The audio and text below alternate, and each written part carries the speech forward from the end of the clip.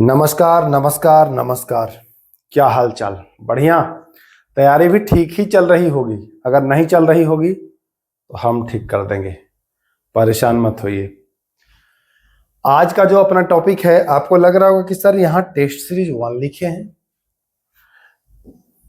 तो आप लोग को पता होगा कि मैं साइंस का टेस्ट सीरीज आपको उपलब्ध करा रहा था अब तक, जिसमें हमने 22 करा दिया है। जो नए हैं उनके लिए, पुराने वाले तो जानते ही हो। तो केवल साइंस पढ़ने से काम नहीं चलेगा, सामान्य ज्ञान के भी प्रश्न आपको पढ़ने होंगे। तो इस सामान्य ज्ञान के जो सीरीज है, इसमें आपको 25 प्रश्न मिलेगा। सामान्य ज्ञान आपका हो ही जाएगा, साइंस आपका हो ही जाएगा, ठीक ना। एक और मैं कोशिश करने वाला हूं कि सब्जेक्ट वाइज, जैसे पॉलिटी का कुछ सीरीज 1000 प्रश्न मैं आप लोग को पॉलिटी का करा दूं। 1000 प्रश्न करने से आपका ये हो जाएगा कि लगभग चीजें कवर हो जाएंगी। 1000 प्रश्न आपको मैं करा दूंगा 800 से 1000 के बीच, तो आपका पॉलिटी का क्लियर हो जाएगा। फिर उससे आगे आपको नहीं पढ़ना हो, है ना। तो सब कराएंगे, लेकिन धैर्य बनाए रहिए। बहुत ही जल्द, अभी समय है एग्जाम में, है ना। पहले साइंस को लगभग हमको करा लेने दीजिए। अभी देखिए 400-500 प्रश्न होने वाला है साइंस का। साइंस का 1000 हो जाएगा, जीके का भी 1000 हो जाएगा, फिर पॉलिटी का मैं 1000 प्रश्न करा दूंगा। तो यहां से आपका कवर हो जाएगा, मैक्सिमम प्रश्न आपको देखने को मिलेंगे। आइए शुरू करते हैं बिना वक्त को गवाए हुए। देखिए मार्कर थोड़ा चेंज करना होगा। चलिए, पादशाहनामा के रचयिता कौन है? एग्जाम में डायरेक्ट आपसे सॉरी प्रश्न पूछता है कि पादशाहनामा के रचयिता अब्दुल कादिर बदाऊनी, इनायत खां, खफी खां या अब्दुल हमीद लाहौरी। राइट आंसर हो जाएगा अब्दुल हमीद लाहौरी। पादशाहनामा ये शाहजहां के काल में, किसके काल में? शाहजहां के काल में ये रहे। तो ये भी ध्यान देना है, कभी पूछता है अब्दुल हमीद लाहौरी तो याद रखिए शाहजहां के कार्यकाल की घटना है ये। आइए, अंतर्राष्ट्रीय महिला दिवस कब मनाया जाता है? देखिए, दिवस से एक प्रश्न आपको रहता ही रहता है। मानता हूं कि ये बहुत इजी प्रश्न है, अंतर्राष्ट्रीय महिला दिवस, लेकिन एक चीज आप याद रखिएगा, महिला से संबंधित हो, रक्षा से संबंधित हो, ऐसे प्रश्नों को आपको याद करके जाने हैं। पूछता है एग्जाम में, बाकी आपकी मर्जी, मेरा काम था बता देना। अंतर्राष्ट्रीय महिला दिवस आपका हो जाता है 8 मार्च को, ठीक ना। अंतर्राष्ट्रीय महिला दिवस आपका कितना हो जाता है? 8 मार्च को। 2-3 और महत्वपूर्ण दिवस है जो आपको याद रख लेना है, जैसे कि कभी पूछता है ओजोन परत संरक्षण दिवस, ये आपको याद रख लेना है। मैं लिख दे रहा हूं, इन सब का आपको कमेंट करना है। ओजोन परत संरक्षण दिवस, ये आपको याद कर लेना है। ओजोन परत संरक्षण दिवस कब है? जरा सा 1 मिनट वेट करें आप लोग, तो आपको ओजोन परत संरक्षण दिवस जो है वह याद कर लेना है। कमेंट डालिएगा कितना होगा इसका आंसर, है ना। सितंबर में होगा, कितना सितंबर होगा? 15, 16, 17, 18, जो भी आपका मन करे कमेंट करिए। अंतर्राष्ट्रीय श्रम संगठन ILO, इंटरनेशनल लेबर ऑर्गेनाइजेशन, ठीक ना, ILO, इसका मुख्यालय कहाँ है? पूछता है ILO का मुख्यालय कहाँ है, अंतर्राष्ट्रीय श्रम संगठन का मुख्यालय कहाँ है? तो यह है आपके जिनेवा में। अभी अगर पूछेगा, ऐसे प्रश्न पूछेगा कि अंतर्राष्ट्रीय श्रम संगठन का मुख्यालय जिनेवा में है, जिनेवा कहाँ में है? जिनेवा कहाँ में है? जिनेवा तो बहुत सारे संगठन का आंसर होता है ना। जिनेवा है कहाँ में? मैक्सिमम लोगों को नहीं पता होगा कि जिनेवा कहाँ में है। याद कर लीजिए, जिनेवा है स्विट्जरलैंड में। कहाँ में? स्विट्जरलैंड। कोई न्यूयॉर्क समझ रहा होगा, कोई अमेरिका, कोई ब्रिटेन, कोई कहीं ना। ध्यान रखिए, बहुत महत्वपूर्ण प्रश्न मैं बता चुका हूं आपको। आइए, निम्न में से कौन सा वर्ग फ्रांस के तृतीय स्टेट का हिस्सा नहीं था? पादरी जो था वो तृतीय स्टेट का हिस्सा आपको नहीं था। आत्मीय सभा की स्थापना किसने की थी? जब आप बिहार पुलिस एग्जाम में बैठेंगे तो देखेंगे कि मॉडर्न हिस्ट्री के प्रश्न आपको अधिक दिखाई देगा। हिस्ट्री में किसका दिखाई देगा? मॉडर्न हिस्ट्री का प्रश्न आपको मैक्सिमम दिखाई देगा, आधुनिक भारत का। आत्मीय सभा राजा राम मोहन राय के द्वारा 1815 में इसकी स्थापना करी गई है। आत्मीय सभा राजा राम मोहन राय। वेदांत कॉलेज की भी स्थापना करी गई है और इनका योगदान रहा सती प्रथा के उन्मूलन में। जी हाँ, सती प्रथा के उन्मूलन में इनका योगदान रहा राजा राम मोहन राय का। तो बढ़िया प्रश्न बनता है इनसे, राजा राम मोहन राय से बढ़िया प्रश्न बनता है। स्वामी विवेकानंद ये विश्व धर्म सम्मेलन में भाग लेने गए थे शिकागो 1893 में, इनके बारे में भी ध्यान देना है। दयानंद सरस्वती, इनके बारे में पूछता है कि इनका मूल नाम क्या था? मूल नाम क्या था? तो इनका मूल नाम है मूल शंकर। मूल शंकर है ना, मूल शंकर इनका। विवेकानंद का मूल नाम पूछता है तो बताएंगे नरेंद्र नाथ दत्त। इनका भी नाम है भैया, मूल नाम पूछता है नरेंद्र, या पूछता है कि किसका मूल नाम नरेंद्र नाथ दत्त है, तो नरेंद्र नाथ दत्त, ये याद रखिएगा। ज्योतिबा फुले, ज्योतिबा फुले भी एक महत्वपूर्ण मतलब कि चर्चित व्यक्ति हैं ज्योतिबा फुले। इनके बारे में आप जान लीजिए, ज्योतिबा फुले के बारे में। सत्य शोधक समाज, जी हाँ, सत्य शोधक समाज की इन्होंने स्थापना की थी, बहुत ही महत्वपूर्ण है, ये भी पूछता है। आइए चलिए, भारत का वह राज्य जहां विश्व का थोरियम का विशाल भंडार है, यह केरल में। कहां में? केरल में। यह आपको बालू में मिल जाता है, बालू में मिल जाता है थोरियम। इसका एक अयस्क है मोनोजाइट या मोनाजाइट, है ना, मोनोजाइट। पूछता है मोनोजाइट किसका अयस्क है, तो बताएंगे थोरियम का। ठीक, तो ध्यान रखिएगा, यह केरल में स्थित है। आइए, यॉर्कर शब्द का प्रयोग किया जाता है। प्रश्न बहुत ही सामान्य है, थोड़ा सा गौर करिए। Yorker, yorker, yorker, yorker king कौन है? जसप्रीत बुमराह, है ना। अभी अगर वर्तमान में ये वीडियो देख रहे होंगे तो एक प्लेयर हैं जसप्रीत बुमराह, भारतीय क्रिकेट टीम में है, तो वो यॉर्कर के लिए नामे हैं, मतलब जाने जाते हैं। तो ये किससे संबंधित होगा? यॉर्कर क्रिकेट से होगा। एक चर्चित शब्द है, छद्म शब्द ही कहेंगे उसको, मॉन्कडिंग, एक छद्म शब्द है, ये पूछा भी गया है एग्जाम में। मॉन्कडिंग, है ना, मॉन्कडिंग छद्म शब्द ही है ये, मॉन्कडिंग।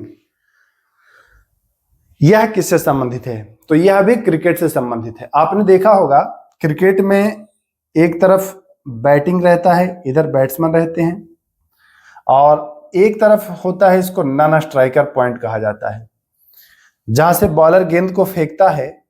तो बॉलर गेंद फेंकने के लिए पहले तो रन ऑफ लेता है। आपने कभी कभी देखा होगा कि बैट्समैन जो होता है, या जो क्रीज होती है, इससे वो निकल करके आ जाता है यहाँ, बॉलर गेंद फेंकना शुरू करता है, साथ ही साथ ये भी आ जाता है। बॉलर फिर क्या करता है कि इसको यहीं से रन आउट कर देता है ना। इसी को मॉन्कडिंग कहते हैं। हालांकि इसका क्रिकेट की डिक्शनरी में मॉन्कडिंग नाम नहीं है, लेकिन मॉन्कडिंग ने ऐसा किया था, उनके नाम पर ही इसको रख दिया गया है मॉन्कडिंग। तो पूछा भी गया है ये प्रश्न क्रिकेट से, ध्यान रखिएगा। चलिए, भारत का कौन सा राज्य नौका दौड़ के लिए प्रसिद्ध है? नौका दौड़ के लिए भी प्रसिद्ध है वो केरल है। केरल के वेलिंगटन द्वीप पर यह आपको देखने को मिलता है। निम्नलिखित राज्यों में से किस में एक किबुल लामजाओ, किबुल लामजाओ बहुत इंपॉर्टेंट है ये तो सभी एग्जाम में पूछता है, राष्ट्रीय उद्यान स्थित है। तैरता हुआ, विश्व का एकमात्र तैरता हुआ राष्ट्रीय उद्यान किबुल लामजाओ, यह कहां है भैया? यह है मणिपुर में। किबुल लामजाओ मणिपुर में है, तैरता हुआ है। चलिए आइए, गांधी सागर बांध चंबल नदी पर है। बांध से एक प्रश्न आता है, बांध से एक प्रश्न आता है। बांध अगर आप पढ़ पाए तो पढ़ लीजिएगा, नहीं तो वीडियो हमारे चैनल पर अवेलेबल है। जो बिहार दरोगा के लिए मैं कराया हूं ज्योग्राफी का, उसमें आपको अवेलेबल है, बहुत सारी चीज देख सकते हैं। निम्नलिखित में से कौन सा युग्म संपादक और समाचार पत्र सुमेलित नहीं है? अच्छा, ये ध्यान देना है, सुमेलित नहीं है। सुमेलित है मत समझ लीजिएगा और गलत सलत मार दीजिएगा, सुमेलित नहीं है कह रहा है।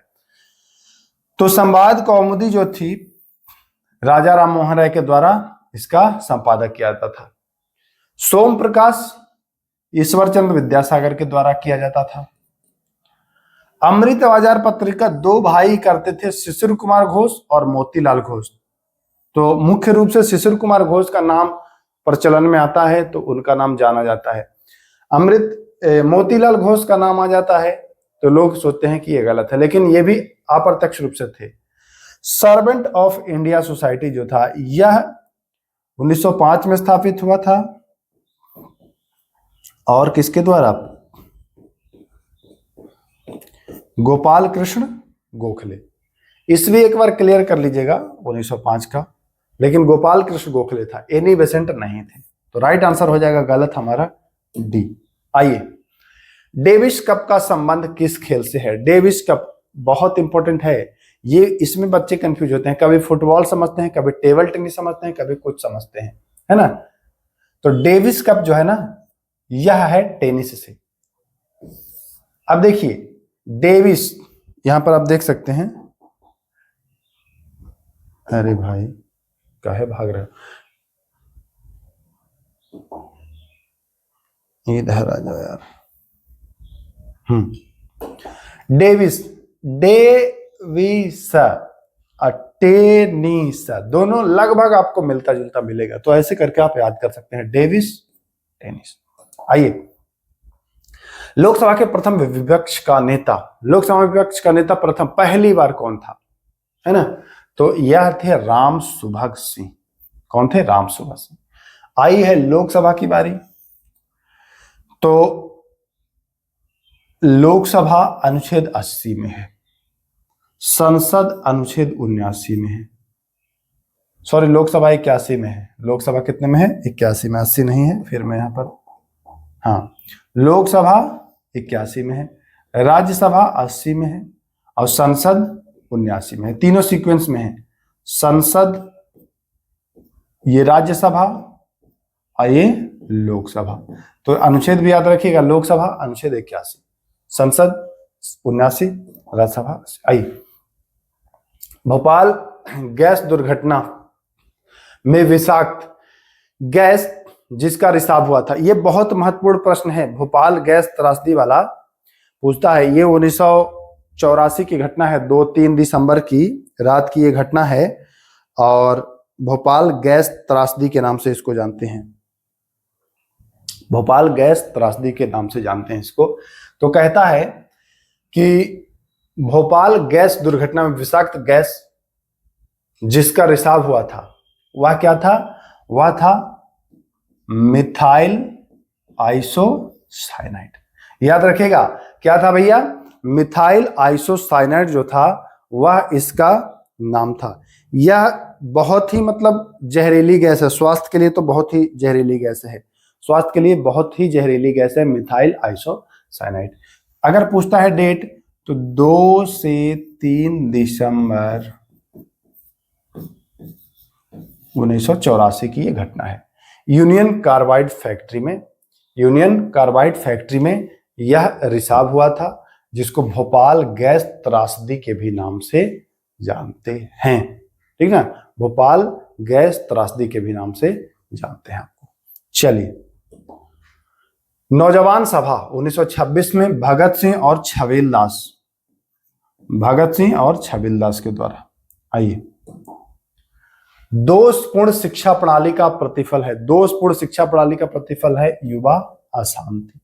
आइए, जब समाज सभी नियमों और मापदंडों को एक साथ पालन करता है तो उसे सामाजिकरण कहते हैं। निम्नलिखित में से किसकी संस्तुति पर भारतीय संविधान में मूल कर्तव्य शामिल किया गया? मूल कर्तव्य शामिल जो किया गया है वह 42वां संविधान संशोधन 1976 से शामिल किया गया है, 10 मूल कर्तव्यों को। ठीक ना। और यह सरदार स्वर्ण सिंह समिति की सिफारिश पर किया गया है।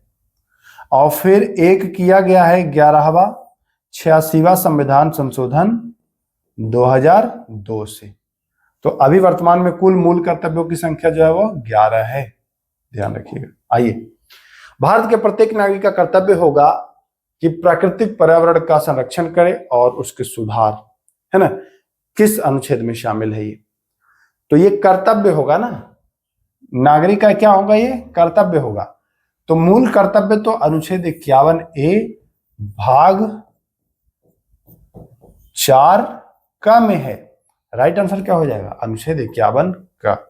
आइए, संविधान के अनुसार इनमें से राष्ट्रपति की विधायी शक्ति कौन सी है? राष्ट्रपति की विधायी शक्ति, राष्ट्रपति की विधायी शक्ति में आता है अध्यादेश जारी करना, विधायी शक्ति में आता है संसद का सत्रावसान करना, सत्र आहूत करना, बुलाना, स्थगन करना, है ना।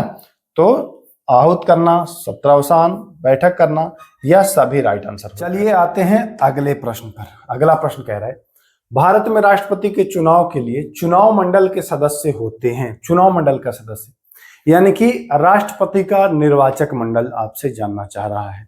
मैं सीधा सा आपको बता दे रहा हूं ट्रिक, इससे आप कभी नहीं भूलेंगे। ये ट्रिक याद रखिएगा, विधानसभा, लोकसभा और राज्यसभा के निर्वाचित सदस्य, बस आपको इतना याद रखना है। विधानसभा, लोकसभा, राज्यसभा के निर्वाचित सदस्य। बिल्लो रानी आप अगर याद रखते हैं तो आप कर लेंगे आंसर। देखिए कैसे कर लेते हैं इसी से। लोकसभा के चुने हुए सदस्य, पहला ऑप्शन। राज्यसभा के चुने हुए सदस्य, दूसरा ऑप्शन। राज्य विधानसभा के चुने हुए सदस्य, तीसरा ऑप्शन। राज्य विधान परिषद के चुने हुए सदस्य, चौथा ऑप्शन। हमने क्या कहा? विधानसभा, लोकसभा, राज्यसभा। हमने विधान परिषद का कहीं नाम लिया क्या? नहीं लिया ना। तो आंसर क्या हो जाएगा? 1, 2 और 3 है क्या कोई? 1, 2 और 3 है ना, यानी कि ऑप्शन सी बिल्कुल राइट हो जाएगा। क्लियर?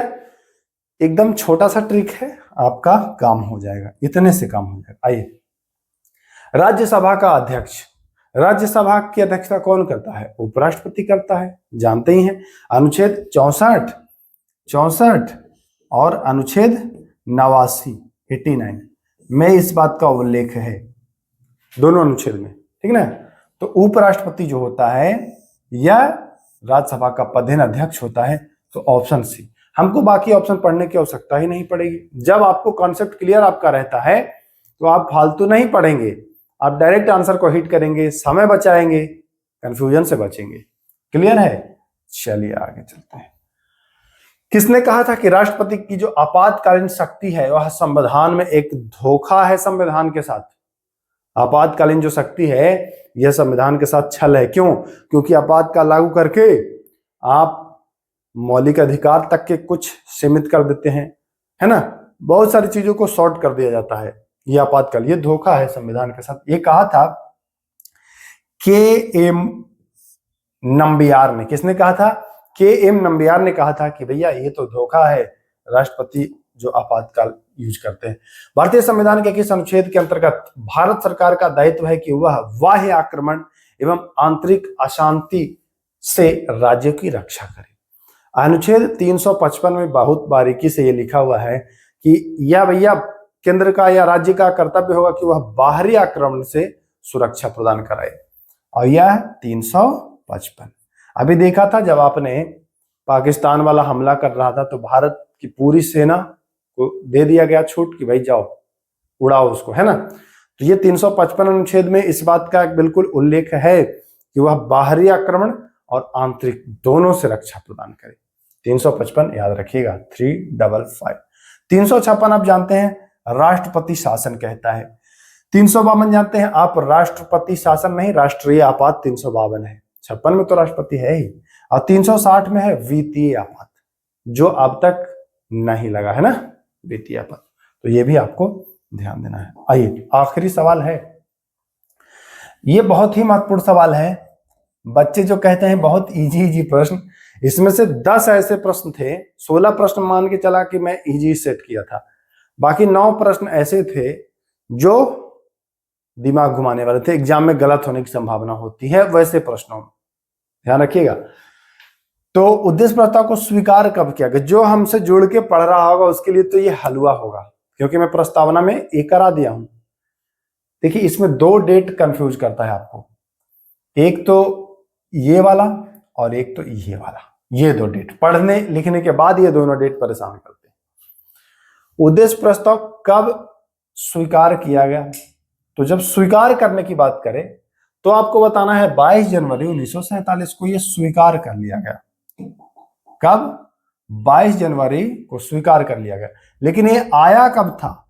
ये नेहरू जी, ये जो नेहरू जी जो हैं, पंडित जवाहरलाल नेहरू जी, यह इसको लाते हैं भैया 13 दिसंबर 1946 को इसको ये लाए हैं, लेकिन स्वीकार होने में कुछ समय लगा है, और जब समय लगता है तो 22 जनवरी हो जाता है और वर्ष भी बदल के 1947 हो जाता है। तो इतने ही प्रश्न थे। हाँ, प्रश्न 25 प्रश्न थे। मैं उम्मीद करता हूं आपको पसंद आया। पसंद नहीं भी आया होगा तो आपके लिए फायदेमंद तो होगा ही। बने रहिए, बहुत सारे प्रश्न का आप रिवीजन कर लेंगे, ना चाहते हुए भी आप मैक्सिमम क्वेश्चन का रिवीजन कर लेंगे और एग्जाम में बेहतर स्कोर करके आएंगे। तो बने रहिएगा। नमस्कार।